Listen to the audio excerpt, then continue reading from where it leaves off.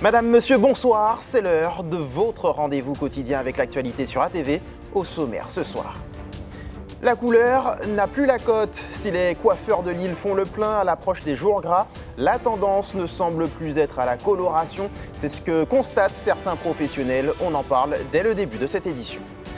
Dans ce journal aussi, la chambre de métier au chevet des artisans du Marigot. Une délégation de la structure s'est rendue dans le nord de l'île accompagnée par des partenaires. Une visite très appréciée.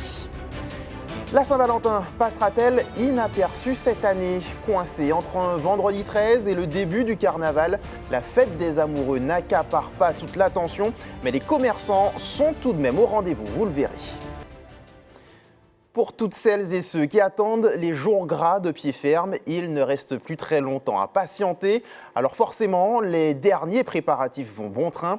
Parmi eux, les fantaisies capillaires. Couleurs et autres dessins ont-ils encore la cote? Une tendance se détache-t-elle? Élément de réponse avec Louis Sabas. Eh ben c'est bon, tu peux me suivre? Ok. Nickel.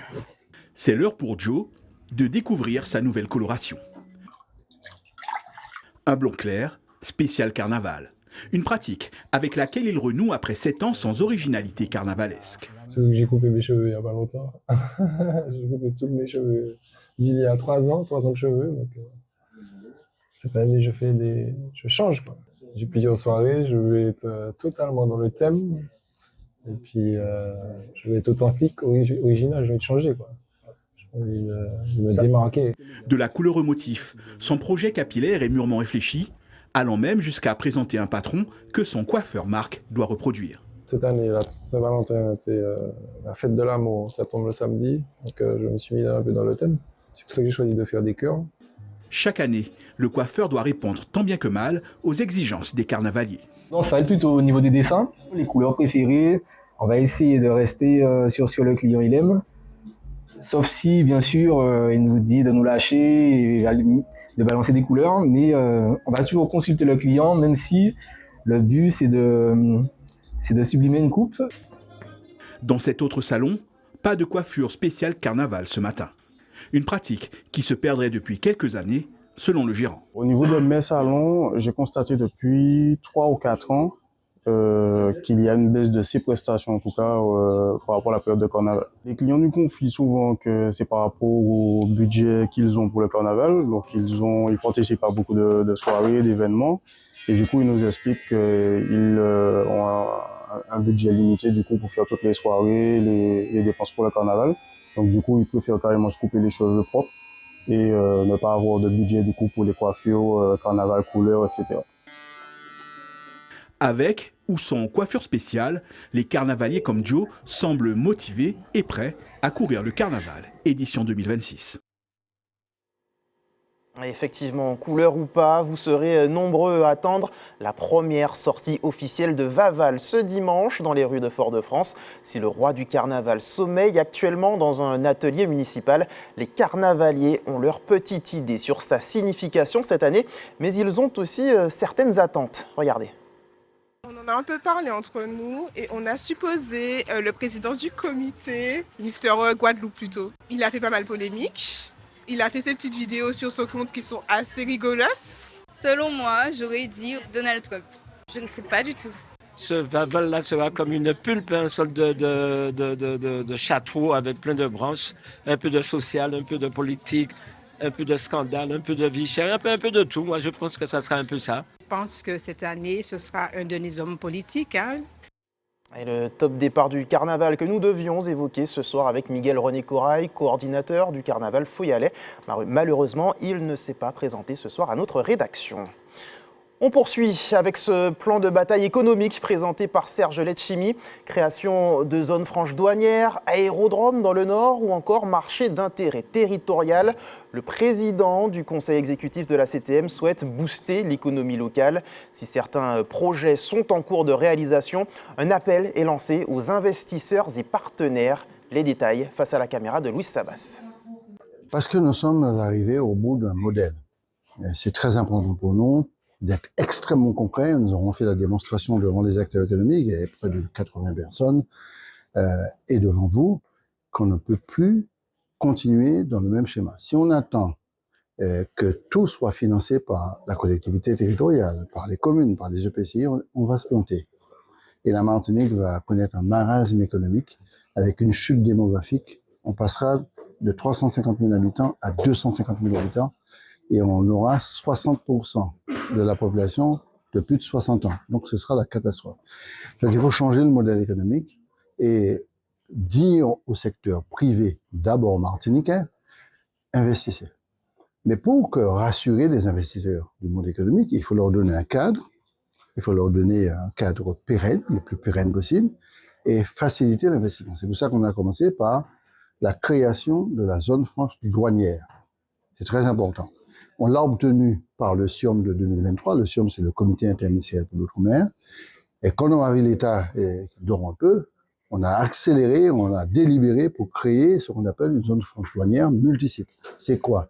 Nous maîtrisons les terrains du COS, 30 hectares, Lamentin, 7 hectares, et Robert, près du port, une vingtaine d'hectares, et le port de Fort-de-France, qui permettra d'avoir un écosystème économique avec des avantages sur le plan fiscal, sur le plan social, sur le plan économique, pour attirer les investisseurs et profiter de notre position géostratégique entre les Amériques et l'Europe. On est entré à la CARICOM pour ça. Pourquoi je dis ça? C'est exactement ce que fait Mia. Vous connaissez Mia Motley. Et elle est patronne de la Barbade. Elle fait de la Barbade un hub. On ne va pas appeler couillon qui personne. Je pense qu'il faut faire de la Martinique un hub. Mais pour cela, il faut cet écosystème que je viens de décrire pour faciliter l'investissement. Et il faut surtout maîtriser le foncier. On a réussi à faire ça et on est allé très loin à réaliser des opérations malgré le contexte budgétaire, avec tant sur le plan culturel que sur le plan économique, des bâtiments, des ouvrages qui vont être livrés dès cette année. Redynamiser l'économie, c'est aussi en ce sens qu'une délégation de la Chambre de métiers et de l'artisanat s'est rendue au Marigot. Accompagnée par ses partenaires et la municipalité, la Chambre est allée à la rencontre des artisans de la commune, des professionnels qui se sentent parfois oubliés. Dorian Cayuela y était. Être au plus près des artisans, c'est affirmer la volonté d'agir concrètement pour le développement économique de notre territoire. Cet entrepreneur touché par cette démarche réaffirme sa conviction que l'union fait la force et que c'est ensemble que se construisent les réussites durables. On sent que les choses avancent plus groupées.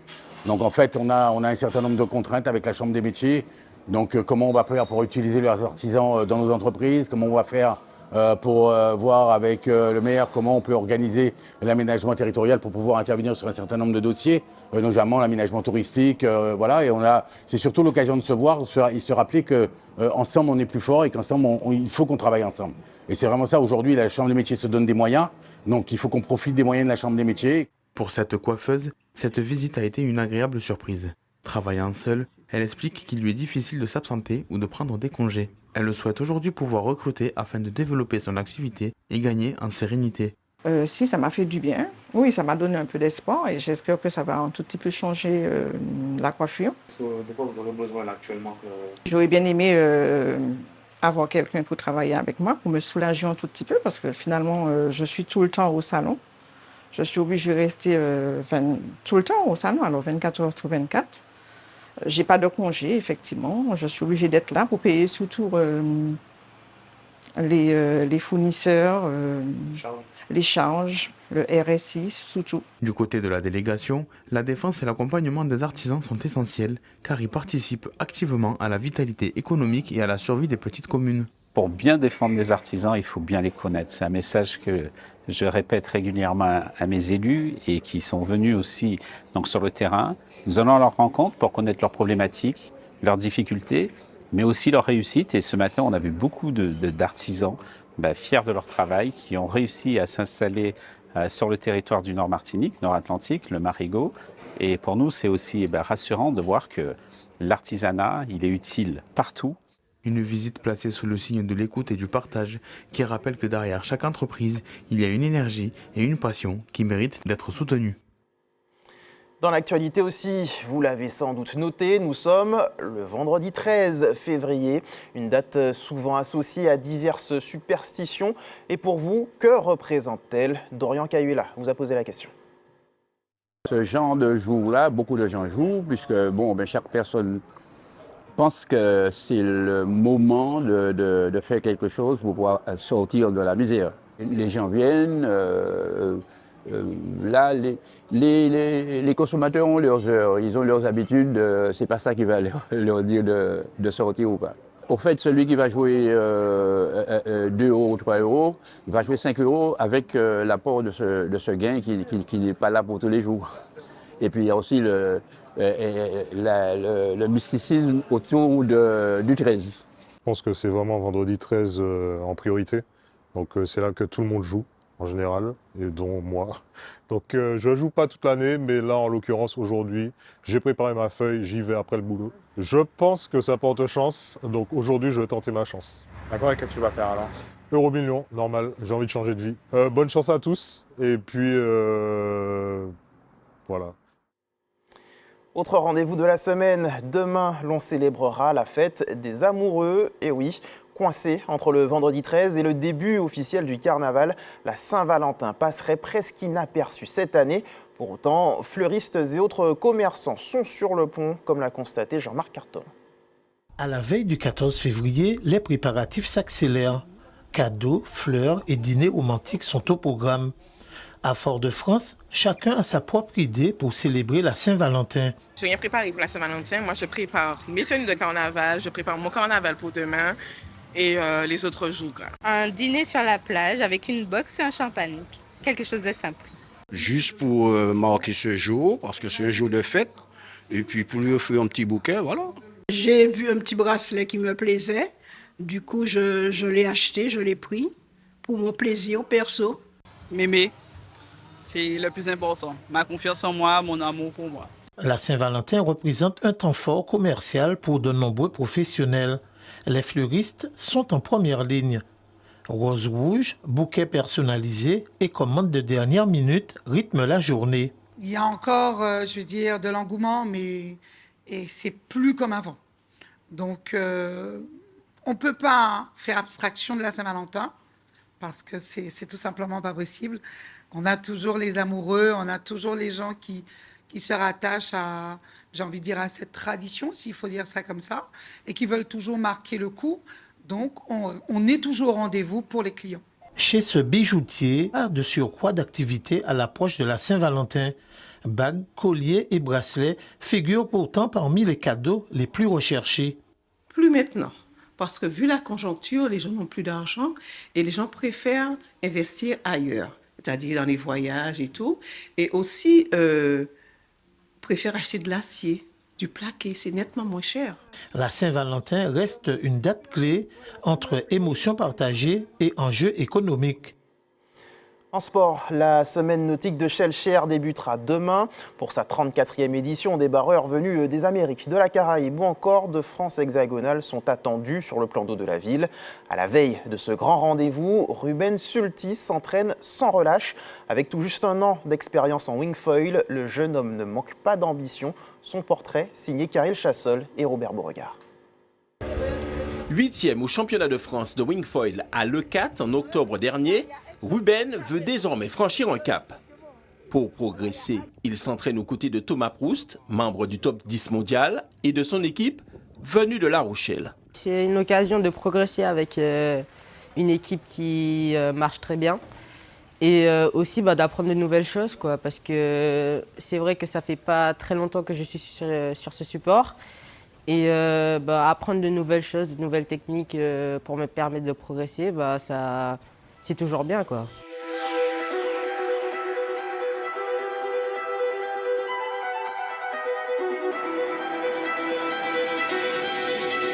En Martinique, après 3 manches disputées, il domine le classement scratch. Pas question de lever le pied. Avant la semaine nautique de Shellshare, il multiplie les confrontations dans la baie du Robert sous l'œil attentif de son entraîneur. Il y a beaucoup d'axes de travail à aller chercher pour progresser, pour faire évoluer le sport. Vu que c'est tout nouveau, ça fait un peu plus de 6 ans que ça commence. Donc faut trouver des pistes pour progresser le plus vite possible. À l'entraînement, il se mesure notamment à Adam Humeau, 3e au championnat de France. Franchement, il a un bon niveau, hein. On n'avait jamais navigué ensemble, enfin qu'en optimiste. Mais franchement, il a un très bon niveau, je trouve. Prochaine étape, confirmer ses progrès en compétition et se rapprocher du haut niveau.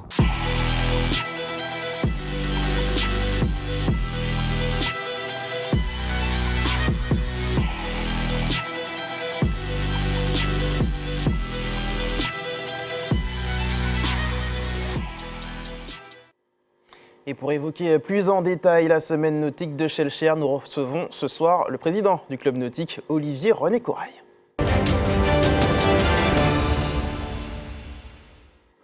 Bonsoir Olivier René Corail. Bonsoir. Merci d'avoir accepté notre invitation. Alors on l'a vu, l'une des dernières disciplines nautiques en date, le wingfoil. Elle sera de la partie à partir de demain pour la semaine nautique? Tout à fait, c'est l'un des supports qui sera à la semaine nautique. Il faut savoir que c'est un support qui est relativement, en ce moment, enfin, c'est très révolutionnaire parce qu'en fin de compte, il a deux avantages. Le premier avantage, c'est que le coût. Donc, parce qu'il faut savoir qu'il y a un autre support qui est le wingfoil, donc c'est la planche à voile avec le foil, donc c'est pas le même coût. Et surtout, c'est un support aujourd'hui où il y a de nombreux athlètes, enfin, je vais vous dire, en Martinique, pour la semaine nautique, dont le champion du monde. Il y a 2 champions du monde et un champion d'Europe, et il y a un super plateau français. Donc la semaine nautique du 14 au 17 février, quelles sont les autres disciplines que nous allons retrouver sur le plan d'eau de Shellshare? Alors il faut savoir que c'est un événement qui est très particulier, je ne pense pas que ça existe ailleurs, parce que c'est un événement où on regroupe plusieurs disciplines, plusieurs supports. Donc il y a l'optimiste, il y a le laser, ce qu'on appelle l'ILCA, les planches à voile. Il y a également l'optimiste, donc dans l'optimiste il y a plusieurs, il y a le minime, Benjamin, et il y a aussi donc les supports foil, donc le wingfoil et le wigfoil.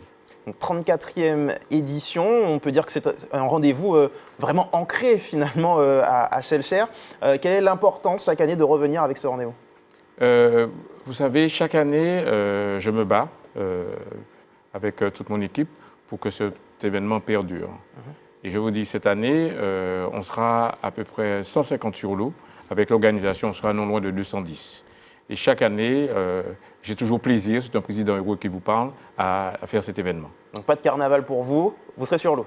On sera sur l'eau, mais bon, le départ c'est 9h, donc ils peuvent dans l'après-midi participer au carnaval à Fort-de-France. Alors vous avez énuméré quelques disciplines.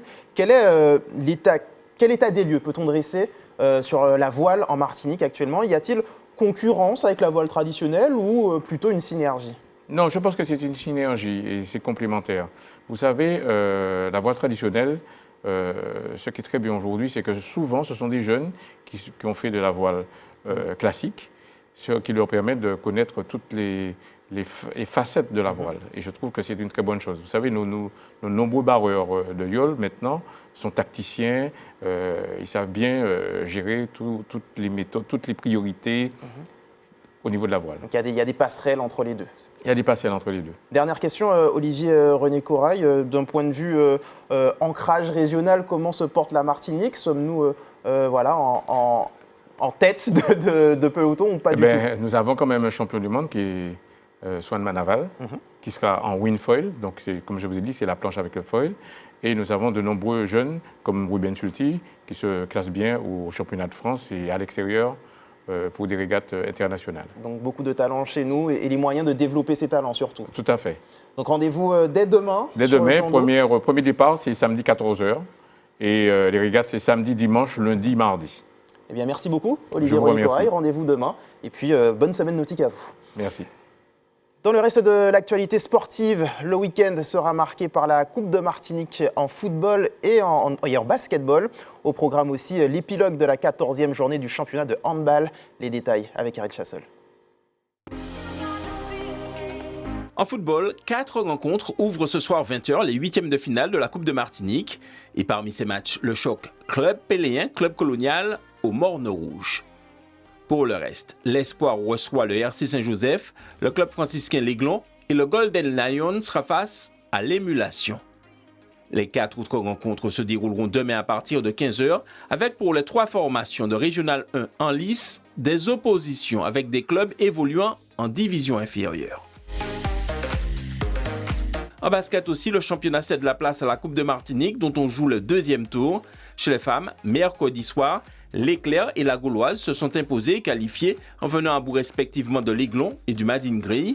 A noter que le 24 est qualifié sans jouer suite au forfait du Golden Lion pour le match qui était prévu ce soir. Chez les hommes, après les victoires en milieu de semaine du CS Vauclinois, de la Gauloise et du 24, c'est le choc entre l'USAC et le Golden Star qui referme ce tour de coupe ce soir 20h au hall Péliard-Donatien. En handball féminin, la 14e journée du championnat de pré-national, débutée en milieu de semaine par les victoires de l'Arsenal, du Club Sport et de l'Entente Meg, se poursuit ce soir.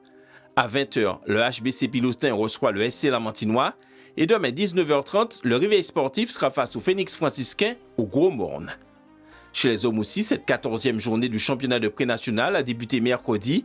Le Club Sport, la Gauloise et l'UJ Redoute se sont imposés. Ce soir, 2 matchs au menu. À 21h, réveil sportif Phénix franciscain au Gros Morne. Et à partir de 21h30, USC Citron FR Roche-Carré, ce sera à Corridon. Avant de se quitter, je vous rappelle la principale information de ce journal. Les colorations capillaires ne semblent plus avoir la cote. À l'approche des jours gras, les salons de coiffure font toujours le plein, mais les professionnels remarquent un changement de tendance. Et puis, dans l'actualité nationale, 3 personnes ont perdu la vie à Val d'Isère, emportées par une avalanche alors qu'ils se trouvaient hors piste. Le niveau de risque était pourtant fixé à 4 sur 5. Ça y est, c'est la fin de cette édition. Merci de nous avoir accompagnés tout au long de la semaine. L'actualité continue sur nos réseaux sociaux et notre chaîne YouTube. Demain, retrouvez le Journal des Territoires et dimanche, le JT de la semaine présenté par Ryan Anias. Quant à moi, je vous donne rendez-vous lundi 19h à suivre Danse avec les stars. Passez une excellente soirée sur ATV.